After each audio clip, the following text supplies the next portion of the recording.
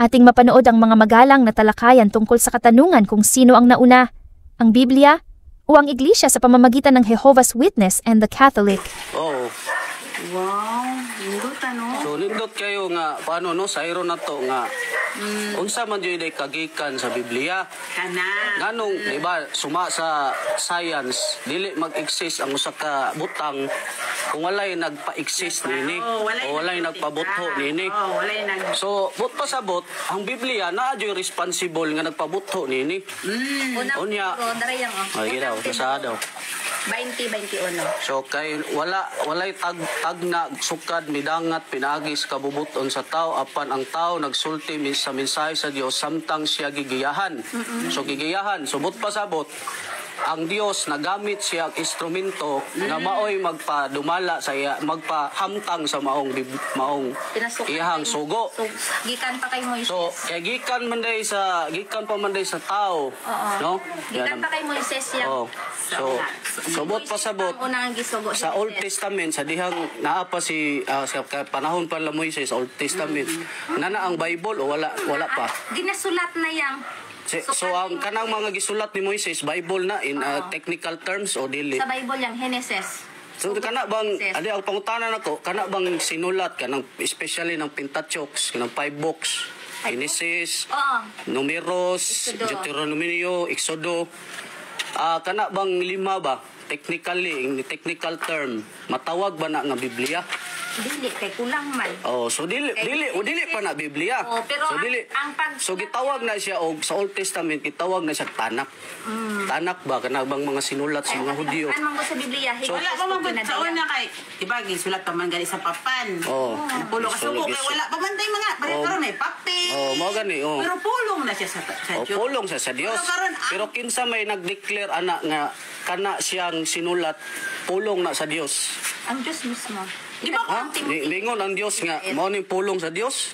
Unang Timoteo, daghan man kay sinulat kaniadto na pamgani Book of Barnabas, na pamgani Book of Enoch. Wala man na sa Bible. So nganong wala man apil man ang mga librohas Biblia nga naam na yung mga sinulat. 66. So kinsa may nag-declare nga inspired word of God ni siya. Ikaduhang Timoteo 3:16. Unsa may ingon diya? Dali lang yang ha, may nang Bible ako yang ikaduhang Timoteo 3:16. Pwede po sa ibang Bible. Ano kay Bible? Lamo ko'y Bible dere. Pakuana mong Bible bing. Oh, wow. Ay malingkod sa ta. Ala ka ba kay nag-invite pa pud ba mi karon Sige. ikaduhang Ay pwede So po sa sa ibang Bible. tibok balang kasulat gisulat pinaagi sa paggiya sa Dios o naay giya sa Dios. So og napuslanon ang pagtudlo, pagbadlong, pagtulid nini dias kapagkat matarong aron ang pag-alagad sa Dios. Dunay igong katakos andam gayon nga matag maayong buhat. Ang isa ka Bible yang 66 ka basahon 40 ka tawo ang nagsulat. So 40 ka tao. Sa balaang espiritu. Gigiyahan sa balaang espiritu ang mga kaning nga tao. 40 ka tao nga nagsulat. Okay, ang pangutana nako kay daghan man tong mga sinulat kaniadto na pay mga book of napa man gani libro ni Mama Mary. Wala na yan. Book of Mary. Sa 40 lang. Pero ngano man wala na gi-appeal sa Biblia. 66 naman ka basahon ang sa Biblia yang. Ay wow, naman di kay baby. 66 na kabay ka kaulukan ang nasa Diba? Biblia nga giusan. Makuha na to. No kanang daghan kay mga sinulat sa una. Daghan kayo. Pero kinsa may nag-declare ana nga kanang mga sulatan na para nang kasulat San Pablo mga epistles niya episode. nga inspired by God na siya kinsa may nag-declare ana Kisa may nagpasulat. Sa ikaduhang Timoteo. ang Dios lagi Uy, pero kisa may mo declare. naay mo declare ana oy dili man imposible dili man posible nga Isugo ang Diyos. moingon ang kuan nga mao ni ang Biblia moingon ra day ang Dios mao ni ang Biblia Pananglitan. subot pasabot kaning 66 book kay inyo 66 books man ninyo ano nya kami 73 books man amo Okay, nadugangan mag So, kuan. kinsa may nag-compile ani nga nahimo ni siyang 66 nahimo siyang 73 naa man gyud responsible ana imposible kayo ang lapis mahimong lapis o wa koy naghimo ana Yan, nasa attorney ba? Ng attorney no, naman siya secretary. Iyan, ipasulat kong secretary. Inya ang attorney ang nagsugo. Kisa mo declare nga, kuan gyud nga. so kinsa may mo declare ana ang Dios yun mismo mingon day ang Dios des langit nga mao ni ang Biblia mao ni inyong tuhuan Sulat sa ikaduhang Timoteo 3:16 nga nagsulti nga ang Biblia inspirado sa Dios si Pablo. Si Pablo. So kinsa man na si Pablo? Kinsa man na? Si Apostol Pablo. Unsa man na siya? Kisa may muna, kanang Pablo nga nasa Biblia ngayon na ilhan. Isa man na. O di unsa man na siya kanang unsa ba na siya nga kuan apostol ba na siya, pari ba na siya, pastor ba na siya? Apostol? Kanang sa Bible, katong Pero wa mo kabalo nga si San Pablo pari na. Pari sa una, nga tiglutos sa mga tinun-an ni Jesus. Unsa nga siya nga pari? Pari sa asa may pari karon? Asa Si man San may Pablo ba? Pari. Wa ba mo kabalo nga si San Pablo pari na? Oh, pare, siya ang Oh. tiglutos pero gigamit siya ni Jesus. So pari gyapon Para siya. mo dipinsa sa mga Ya, wa tinun-an. po mo kabalo nga si Kristo pari po na. Highest prest. Oh, pare siya. Subot pasabot kay pare siya na ay mga sinugo ang Dios nga maghimo aning Biblia nga mahimo siyang inspired by God. Kaning mga pare. wow, gwapo kayo ng Bible na. Oh. Lumay. Mao gani. Kay di ba nag-isgot man taning Biblia no kay sumaan ninyo ang Biblia Ulong yun ay sa Diyos. ulos sa Dios at the same time ang Biblia Kanus aka nga naadiri yan kay balikan ka na mo yang Sabado. Sabado, Sabado yang. Oh. Sa pangalan ni mo katibukan niya. Rafael Rafael. Tubog. Tubog. Si Rafael Tubog. So Tubog Junior. Oh. Nindot mo kay na imong Bible, imong tubang, ay gani. pangutana. Pero kung Kay mangingon mangod mo nga nag-exist na ang Biblia nga wa pa ang simbahan. Oh, Subot sige. pasabot Mano kay yung nag-exist naman ka ang Biblia before ang simbahan, no? Before sa simbahan. Subot pasabot ang nauna ang Biblia nahug sa langit nagipamunit na to. Nabasa ba ni mo ginadili na sa pilosopo lang yang Oh. hatay mahugsan. Nakabasa ba kag duha ka kuan niya nga na siya tao 40 ka tao nga gigiyahan sa balang Mao lagi gigiyahan siya sa balang espiritu. Sa ikaduhang Sa diyang gisulat ni San Pablo ang iyahang sinulat. Pero kanang iyang sinulat ba matawag ba na nga Biblia na siya or dili? ang matawa o Bible ka to magkumpleto. Oh, mao lagi kompleto. So na-compile siya nahimo siya na siya Old Testament the same time Old New Testament. Gamit kang kag Mateo. Subot pasabot kay kay kumpleto. sinulat man na ni Kuan dili pa na Biblia. Ha? Kanang sinulat ni Apil naman San sa Pablo. 6 kabasahon. So apil nga unsa man di ba Yes. ningon man kamo in technical terms ba mahatawag sa Biblia kung naa ning kanitibukan si Biblia. Unsaon man nato pagbuo ang Biblia kung kuan pa jud natong Timoteo. Mao gani ang akong pangutana ba kay ningon mangud ka nga dili matawag og Biblia. Kung dili siya buo. Pero Oh, kung dili siya matawag og Biblia nga Biblia kung usara. Oh, so kanang sinulat ni San Pablo matawag na to nagbiblia. So ang saybot yung Naaman na siya sa Bible. Ikan sa Hinesis to pinadayag na adjud ning kaning teksto ha. Oh, naa gani pero kana bang sinulat na ba nang epistle lang nga pero na imong gikuan Kung kaya naman niya mo aya, Oh. Hinesis to pinadayag 66. So dili pa na siya matawag sinulat pa na siya. Sinulat pa. Tibo pala ang pasabot. Ang pasabot nako ba di ba sulat San Pablo og sinulat. Para nang Pentateuch, Genesis gisulat. Ang kay Moises ni Hinesis. Yan ingon mo in technical terms ba dili man gud na matawag og Biblia kung wala ning kinatibukan Old and New Testament. Pero isa ra man gud imong gipangutana yan. Oh. Ang ikon kung Timoteo lang. Oh, Timoteo gani kay gisulat man na niya ka Timoteo Dili siya, pinaagi. bahin lang siya sa Biblia, dili siya katibukan. Oh, dili pa siya Biblia. So ang pangutana nako, dili pa siya Biblia, di ba? O bahin siya sa Biblia, pero dili pa siya Biblia. Ang Biblia katibukan. O kinatibukan gani Old and New. Timoteo, bahin. So Old and New Testament ang tibuok Biblia. Oo. O, New in and technical terms ha, Old and New. So sa diyang gisulat na ni San Pablo yang sinulat kanang sa ikaduhang Oh, Timoteo 3:16. Biblia na o dili? Bahin sa Biblia. bahin sa Biblia. Ah, siya sa gisulat siya sa Bible. So ang pangutana diha, kinsa may nag-responsible nga nag-compile ani nahimo ning Biblia both kaning naa ang Old Testament and New Testament. Nag-combine ang tanan. I-combine ang tanan. Kinsa may nag-responsible ani paghimo? Ang Dios. Dili siya mo anati kay mo. Ya, suma sa inyong gibukan nga sitas na ay tao nga gigiyahan. O, gito. Kinsa may nag i-search na na sa inyong Google. Na may Google dia. Panalitan ni Go. Na may Google na dia. Ang gani. Oh. Genesis. Oh. Paingon sa pinadayag. Kisay nagpasulat. Ang Diyos mismo. Ang Dios mismo. Wala tay supak ana. Pero kinsa ang pangutana ba? Nagpabuo. Kinsay nagpabuo? Tao. Kinsa man ang tawhana na? Gigiyahan sa balang espiritu. Ang kung sa inyong Bible, ang inyong society ang naghimo ana. Oh. Pero sa among Bible, society pod namo ang naghimo ani. Bible society. Pod. Sa So, inyong ta- tawo pod. Pero ang amo 66 ka ba sa Dili pod? ba ang Oo. responsible? Ang responsible. Dili na diha naman ta sa mga translation kay kanang society manggod. Naamo na siya yung mga translation na ninyo American Bible kato inyong translation Pero pwede nga. rin gyapon ko gamito na. Kay ang pulong man sa Dios. Pwede gyapon gamito. Oh, mao gani. Nag-video makig-set on time. Sa Oh. pagkakani. Pwede. Pwede ka Pwede kayo. paitan makakaton bahin sa mga saksi ana pwede ka mag-set og time para sa Oh. makapangutana ka formal. Oh. Oo. Kay lisod man pud nga sa usa ka pangutana daghan man gud ang tubag posible niya ang tubag makapatungha na pog laing pangutana. Oh. Oo, munang nindot nga mag-set lang og time. Oh, sige Nga sige. mari mi dire. Sa gusto nimo nga oras sa bado. Pero masayod po ka bahin sa Oh, mga. problema na. Wa mo kay open mo tatanan mo Ang tay ko. saman nga kuan, ang saman nga oras imong gusto. Bisag ngarong nga oras. Unsa man na alas 11, alas 10. Oh, Oo. Kaya nagaanha man pud nga diha ila ni kailan kanila ada. ada nga. Nga dira sa unahan, nagaanha po mi diha. Pero wala mi nakiglalis, di mi makiglalis kung Di, wala mo kung kiglalis. kung kuan. Nangutana ra ko ba? Unsa ang pinakauna kay ang kuan magud to ang pangutana unsa may nindot no kay nang kay diba, ano. Biblia, suma ninyo Biblia. Ya, suma po ni San Pablo ang pasukaranan, ang haligi o pundasyon sa kamatuoran. Dili pud may makigdebate. Di wala mo Okay. debate kay Kanang- ingon mo tag technical term ba nga debate naa na siya mga rules within the rules na siya. Dili pud may makiglalis. Argumentation ba siguro? Okay nga Argumento. Kay kanya-kanya magutag na ay nakatunan.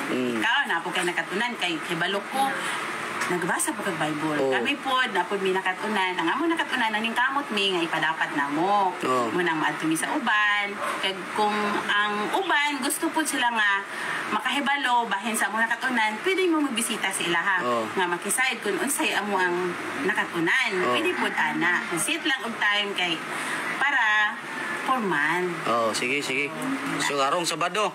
Alas 11. Oh, alas 10. Ako rin ko ano na. Kinsa may nauna karon ang Biblia o ang simbahan? Oh. Simbahan, nagagamit o Bible. Oh. Diba? Sobot pasabot nauna ang simbahan. Mas nauna ang Biblia yang kay ang Biblia gigiyahan sa balang So, una-una, ganting without admitting. Kaya nauna magka ang Biblia. So, asa man gikan ang Biblia? sa Diyos mismo. So, buot pasabot. Kay sa Diyos mismo, nahulog ang gikan sa langit ang Biblia o gipamunit na to. Wala na siya nahulog yang kanang sa taas natin yung istorya. Unang Pedro 2. Oh. Sa unsa may kuan dia, may nakaingon dia. Una Pedro 2. Unang Pedro. Diba, dinot kayo ganahan kayo pangutay na. Oh. Yeah. Kay ningon man si San Pablo, di ba? 1 Timoteo 3:15 nga ang haligi og pundasyon sa kamatuoran mao ang simbahan. So, Kay ngano, Nga, suma- kahit nasulod sa simbahan, oh, gigamit ang unsa? Na ang Biblia. Bible. Oh. Oo. So, Wala pundasyon nya- siya. nya ningon man ka nga ang Biblia may una sa simbahan. Subot pasabot, nauna ang Biblia, wa pa ang simbahan. Ang pangutana ba, nauna ba ang Biblia, wala pa ang simbahan? Kung sa'yo pagsabot mo sa simbahan, pasabot Ang simbahan is kana man siyang dili man ang building. Kay kung imuha mo ng kuanon nga building, Kung sa'yo pagsabot mo that sa is simbahan. called by God, no? Og sa Hebrew pa na kahal, no? Og sa Latin pa na ecclesia. So, but pasabot, naa na ang simbahan, nag-exist na ang simbahan before anang Bible. Paano sa imong pagsabot niya? Oh, di, mao jud na gingon sa Biblia. Ang pundasyon, ang haligi, o pasukaranan sa kamatuoran, mao ang simbahan. Ba talaga ang may karapatan na mag-interpret ng Biblia? Kung sino-sino lang ba, kagaya ng mga umusbong na sekta na nagsasabing sila daw ang tinutukoy na iglesia sa Biblia? Ayon nga po sa sinabi ni Dr. Peter Kraft na dating protestante at na-convert sa Katolisismo, hayaan ang 500 katao na mag-interpret sa mga sinulat sa Biblia ng pribado at sa lalong madaling panahon, makakahanap ka ng 500 bagong sekta na itinatag dahil sa iba't ibang interpretasyon.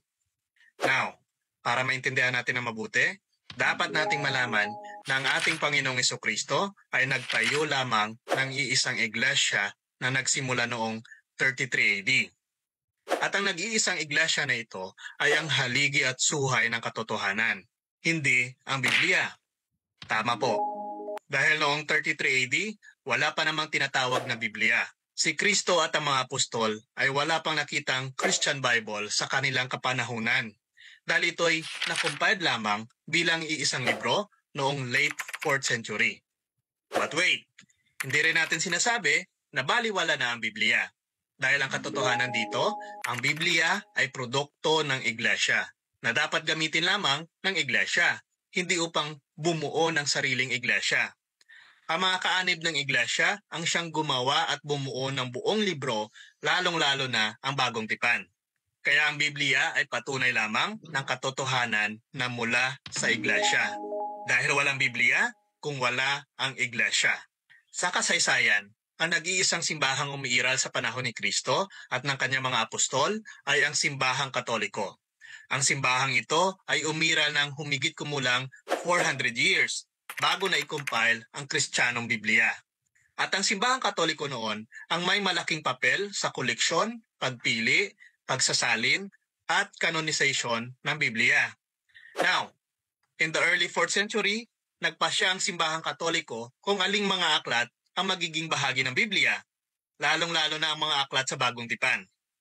Ang katotohanan nga dito, mayroong higit sa 300 na mga aklat na nakolekta. Ngunit 27 na mga aklat lamang ang pinili ng simbahan upang maging bahagi ng Bagong Tipan. Ang 27 books na iyon ay idinagdag sa 46 books ng Lumang Tipan ng Septuagint. Kaya mayroon tayo ngayong 73 books o kasulatan na tinatawag na Bible. Pagkatapos ay dineklara sila ng simbahan bilang inspiradong salita ng Diyos sa pamamagitan ng konseho ng Hippo at Carthage noong 393 AD at 397 AD.